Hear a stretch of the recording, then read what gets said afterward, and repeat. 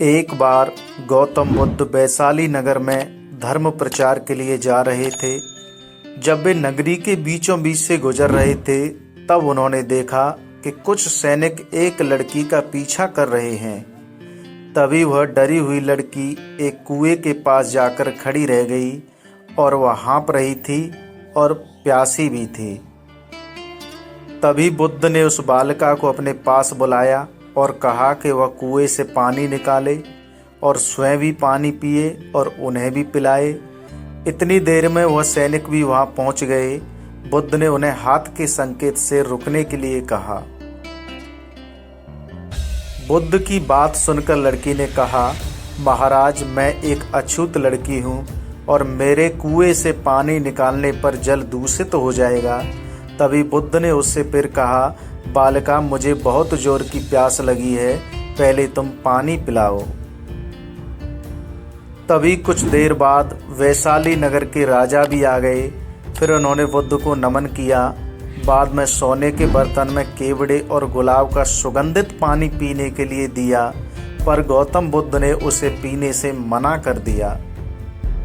बुद्ध ने एक बार फिर बालिका से अपनी बात दोहराई। इस बार बालिका ने साहस के साथ कुएं से पानी निकाला और स्वयं भी पिया और गौतम बुद्ध को भी दिया। और पानी पीने के बाद बुद्ध ने बालिका से उसके भय का कारण पूछा। तब उस बालिका ने बताया, मुझे संयोग से राजा के दरबार में गाने का अवसर मिला था और राजा ने मेरा गीत सुन मुझे अपने गले की माला पुरस्कार स्वरूप दी।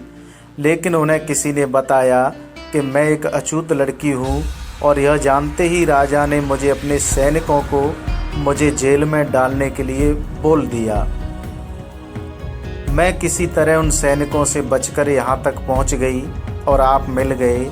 इस पर बुद्ध ने कहा, सुनो राजन, मैं चाहता हूँ आप मेरे इस शब्द को हमेशा याद रखें। कोई भी मनुष्य की पहचान उसके धर्म और जाति से नहीं बल्कि उसके स्वभाव या उसके अच्छे काम से होती है।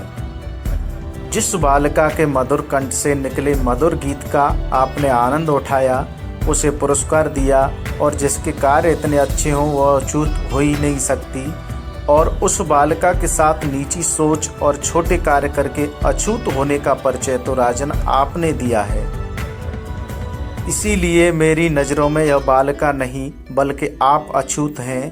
तभी राजा बुद्ध के सामने शर्मिंदा होने के अलावा और कर भी क्या सकते हैं। उन्होंने बुद्ध से क्षमा मांगी और वहां से चले गए।